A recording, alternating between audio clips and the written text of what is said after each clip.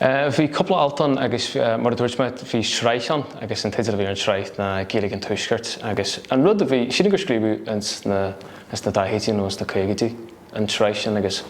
níor hála siad a le amachchaí an amháin bhí siad cinneal bhí spásan idir na heagran ach an tábhar a bhí na haltaine sin bhí siad a pléile canhútí an tuaisceart so mar hampla bhí ábharán a bhain na Gaeilge an dún agus bhain me se úsáid mhór as an áit sin. A chumáile sin bhí stofan ar Gaeilge Éintearma, Gaeilge Ó Maith, Gaeilge Chiaráin, Gaeilge Hiorchonalstoithe, Gaeilge Gurda, so bhí máscan an maidir na canabtú agus beidir an rud is tábhachtí fao sin go raibh an talta chabla an teola sin a chuir amach an phobal agus seans nach mé a daine bheith a léú sin ina deangolaithe, so bhí sin amach an teola sin a bheith ar fáil don phobal agus de chuine bhíh Gaeilge acu.